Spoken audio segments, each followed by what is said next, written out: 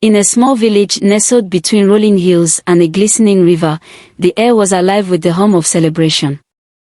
The sun rose early that day, casting its golden glow on the thatched roofs of homes and the dirt paths worn smooth by generations of footsteps. It was a day unlike any other, for the village was preparing for a union that had been the talk of the community for months, a wedding that promised to be the grandest anyone had ever seen.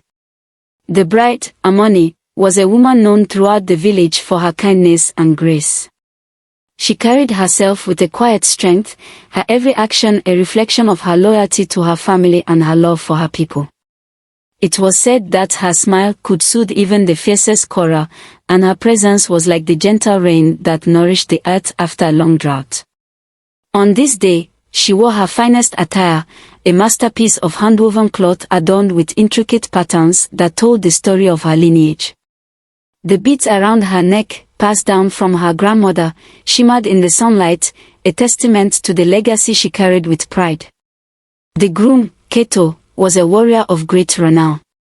His name was spoken with admiration and respect, for he had defended the village against threats both near and far. Tall and broad-shouldered, he exuded confidence with every step, his charm as much a weapon as the spear he carried into battle. He was a man who had won the hearts of many, but none more so than Amani. Their union was seen as a blessing, a merging of two spirits destined to lead the village into prosperity. But among the crowd, there was another figure who drew as much attention as the bride and groom. Amani's younger sister, Nia, was a vision of beauty that rivaled even her elder sibling. Her eyes were sharp, her movements deliberate, and her smile carried a weight that few could decipher. While many admired her elegance, those who knew her well often spoke of her ambition, a quiet force that seemed to guide her every action. Nia had always lived in Amani's shadow, but on this day, her presence felt different, as though she held a secret she was unwilling to share. The village itself buzzed with excitement. Women gathered in small groups, their hands busy weaving last-minute decorations from palm fronds and flowers, while their laughter filled the air. Men worked tirelessly to erect a ceremonial altar, a structure of carved wood and brightly colored fabric that stood tall under the shade of a mighty baobab tree.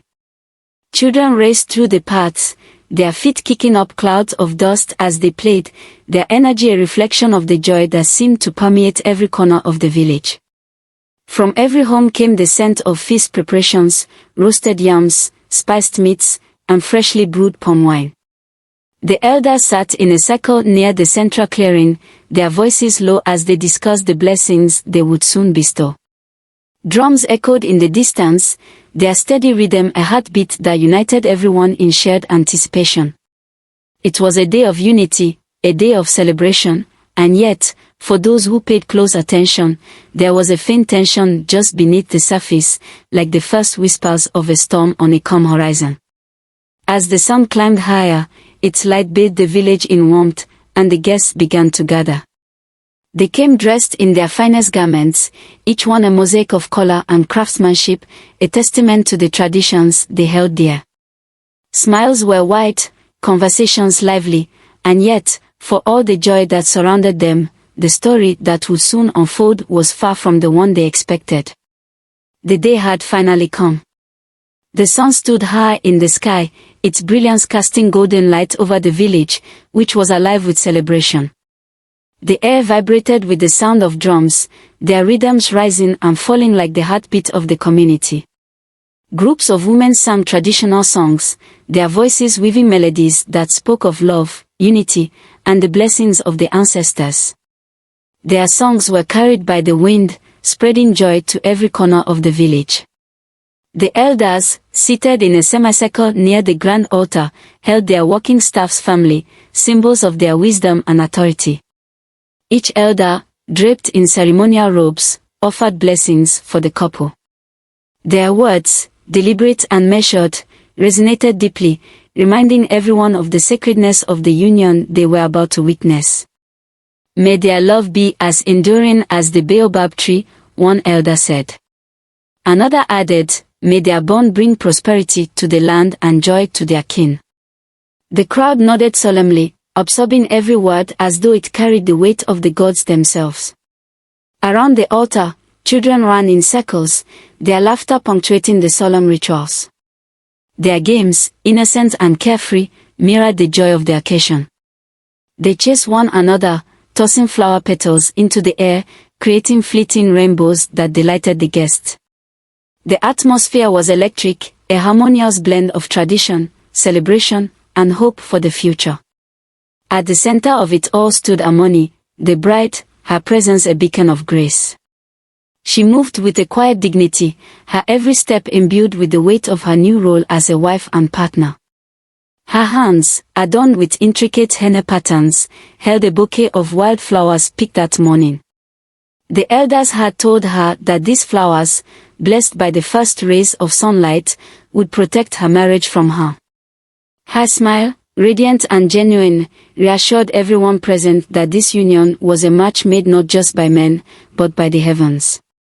Beside her was Kato, the groom, his expression a mixture of pride and something else, something harder to place.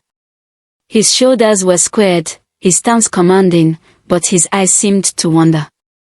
He scanned the crowd as though searching for something or someone. His smile faltered for the briefest of moments before returning, though its warmth felt forced.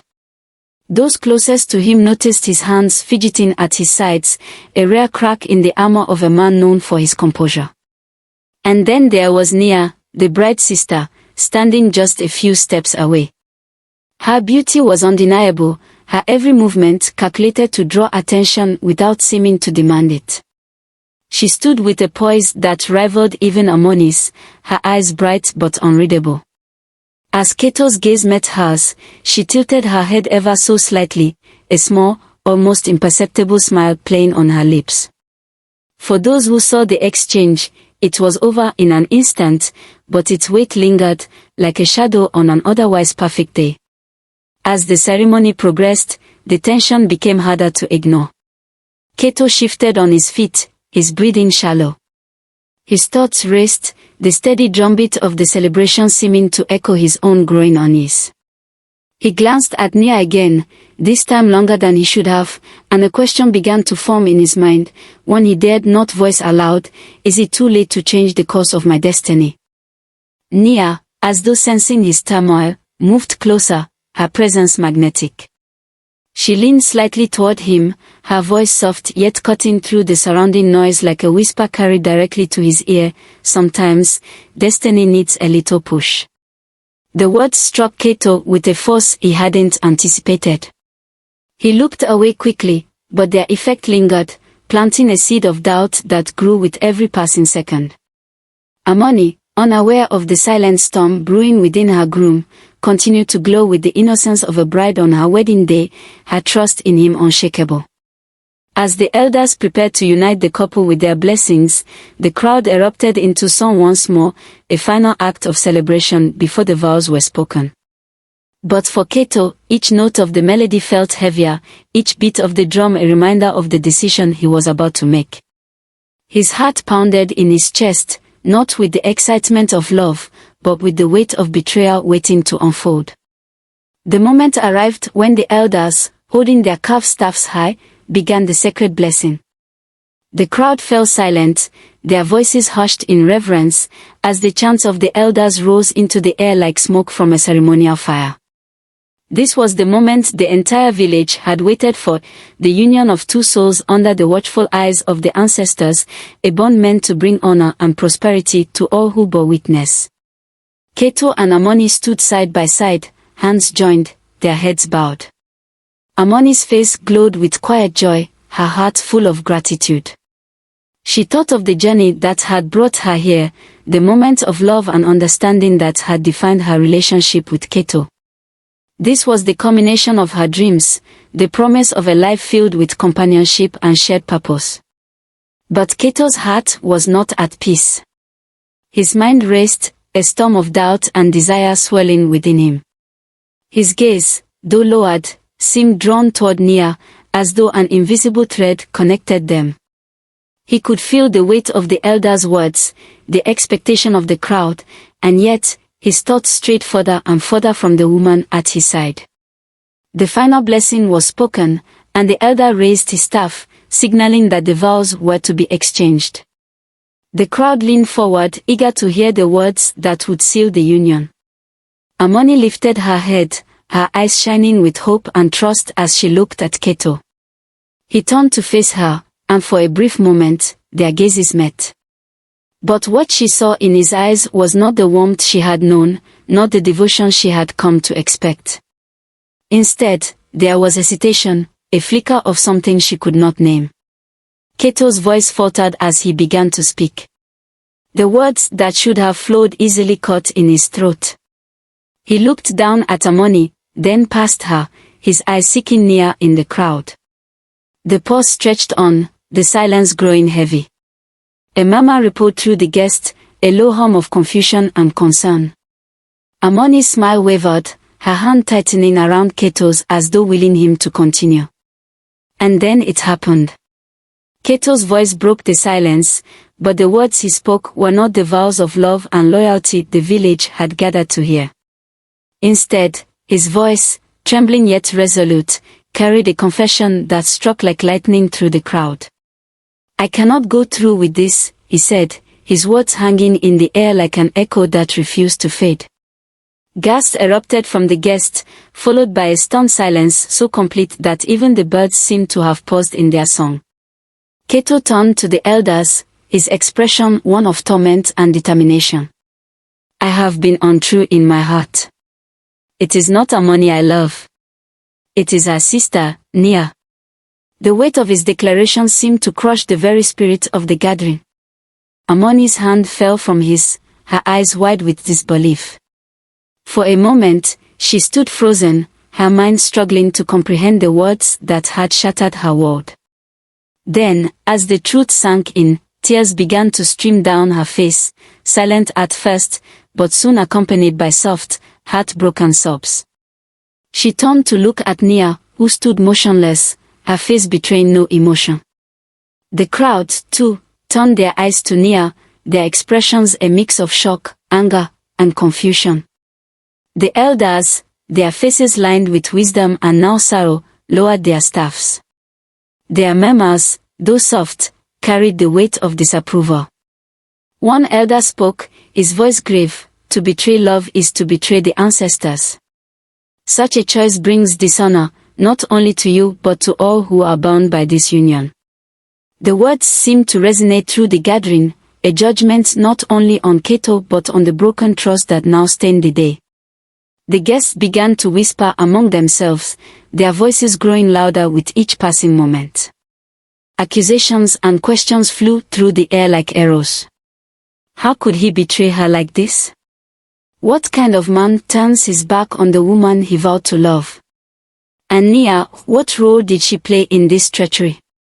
The unity of the celebration had been torn apart, replaced by a sense of betrayal that reached every corner of the village. And then, from the distance, came the sound of a single drumbeat, deep and resonant. It was followed by another, and another, the rhythm slow and deliberate. The crowd fell silent once more, their attention drawn to the source of the sound. It was as though the ancestors themselves were speaking through the drum, a reminder of the sacredness that had been violated. Amani, her tears unceasing, turned and walked away from the altar. Her steps were unsteady, her shoulders trembling under the weight of her heartbreak. The crowd parted as she passed, their faces etched with sorrow and sympathy. Kato remained at the altar, his head bowed, his shame evident. Nia, for her part, stood apart, her expression unreadable but her presence impossible to ignore. The bonds that had once tied them all together were frayed, perhaps beyond repair. And so, what had begun as a day of joy ended in a silence heavier than any words. The echoes of betrayal lingered, a shadow over the village that would not soon be lifted. The days following the disastrous wedding brought an uneasy stillness to the village. The laughter that had once echoed through the air was replaced by hushed conversations and sidelong glances. The vibrant energy of a community united by joy had given way to a heavy atmosphere of distrust and sorrow. But this was only the beginning. Soon, the signs of deeper unrest began to show themselves. The first to notice were the farmers. Crops that had thrived under the sun's warmth now withered without explanation. Maize stalks turned brown, their leaves curling as if scorched by an invisible fire. Yams rotted in the earth before they could be harvested, and cassava roots crumbled to dust in the farmers' hands. The fields, once a source of abundance, now seemed barren, as though the land itself had turned its back on the people. Then came the animals. The livestock grew restless, their usual docile nature replaced by unease.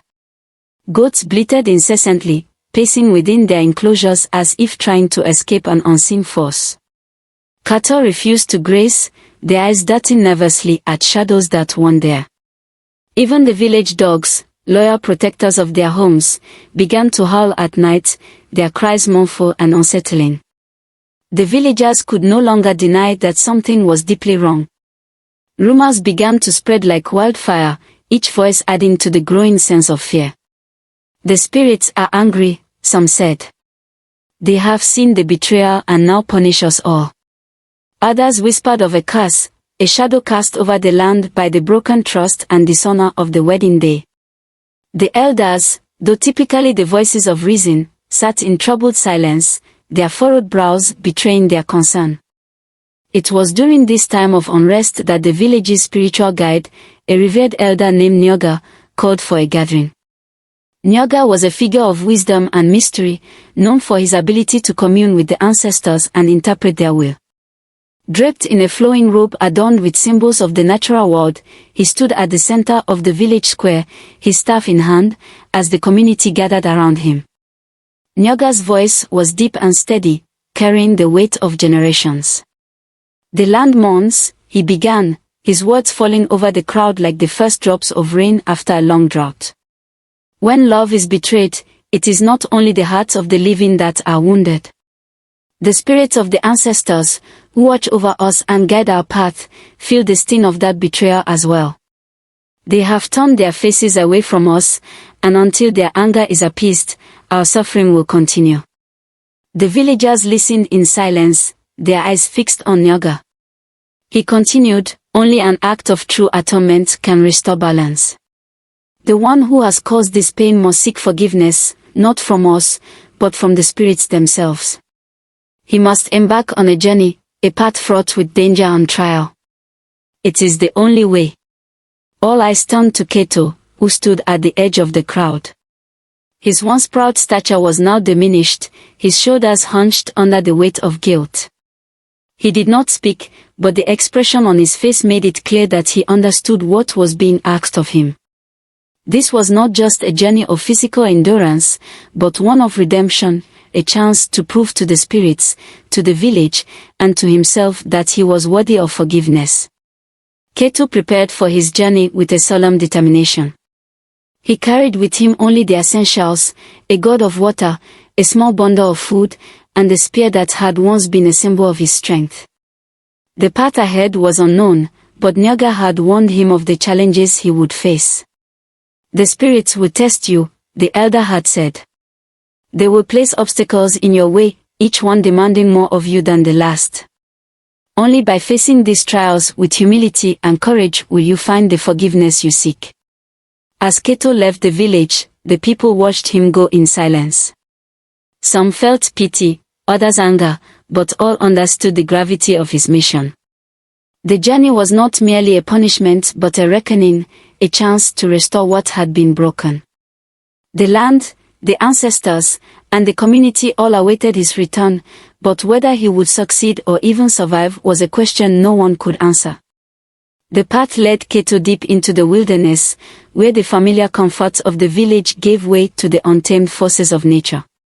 He walked for days, his feet blistered and his body weary, the dense forest closing in around him like a living entity. The sounds of the wild, birds calling, leaves rustling, and distant growls were both a reminder of his isolation and a prelude to the trials yet to come. Each step forward was a step deeper into the unknown, where the spirits waited to judge the heart of the man who had wronged them.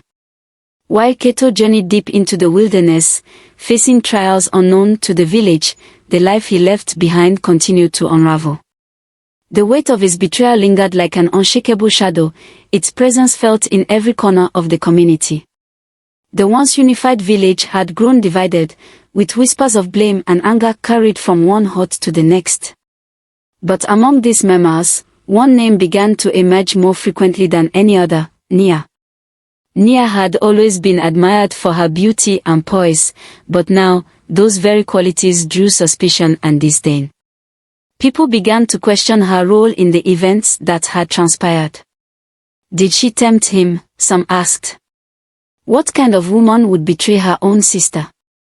The admiration that had once surrounded her turned cold, replaced by harsh glances and hushed conversations. She could feel the weight of the village's judgment pressing down on her, isolating her even as she walked among them. In the quiet moments of her solitude, Nia began to confront the truth she had long hidden, even from herself.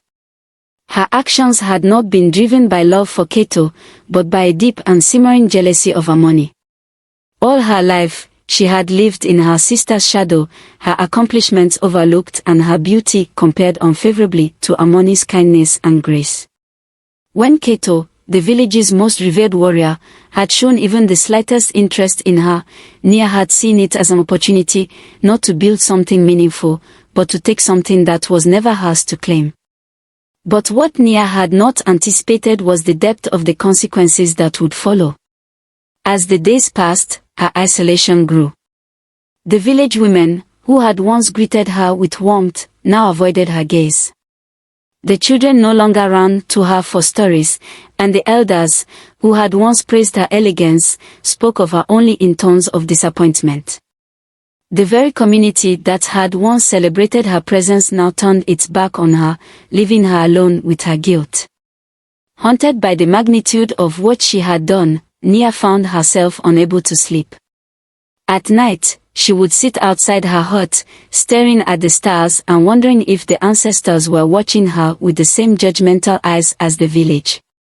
She began to see visions in her dreams: Amani's still strict face, Kato walking into the wilderness, and the withered crops that stood as a testament to the land's suffering.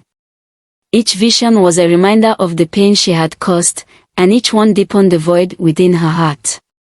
Meanwhile, Kato's journey brought him to the brink of his own understanding. The trials he faced in the wilderness were not merely physical, they were reflections of his own inner turmoil. One night, after a day of grueling challenges, he collapsed near a stream, his body weary and his spirit broken. As he stared at his reflection in the water, he was struck by a realization that pierced him more deeply than any spear ever could. His betrayal had not only hurt Amani and the village, it had betrayed the very values he once held dear. He had allowed desire and selfishness to blind him, leading him down a path that dishonored not only himself but also those who had placed their trust in him. Kato began to understand that his journey was not just about seeking forgiveness from the spirits, it was about confronting the man he had become and finding a way to return to the man he once was. Each step forward was an act of penance, a reminder that redemption could not be given, it had to be earned. He vowed to complete his journey, not just for the village or the spirits, but for the chance to become someone worthy of forgiveness. Back in the village, Nia's isolation reached its breaking point. Unable to bear the weight of her guilt, she sought out the elders, falling to her knees before them. With tears streaming down her face, she confessed everything: her jealousy, her manipulation, and the pain she had caused. The elders listened in silence, their expressions unreadable. When she had finished, one of them spoke, his voice heavy with the wisdom of years. "To harm one's family is to harm oneself," he said. "You have broken a bond that cannot be easily repaired. It is not our forgiveness you must seek, but your own." Nia returned to her hut, her heart heavier than before. She realized that redemption would not come from the village's acceptance or even her sister's forgiveness. It would come from within, from her willingness to change and to face the consequences of her actions. She began to dedicate herself to acts of service, tending to the fields and caring for the village's children, hoping that her actions might, in time, speak louder than her past. As Kato continued his perilous journey and Nia struggled to rebuild her life, the village remained in a state of uneasy waiting. The land was still barren, the animals restless, and the people divided. But there was a sense, however faint, that the winds of change were beginning to stir.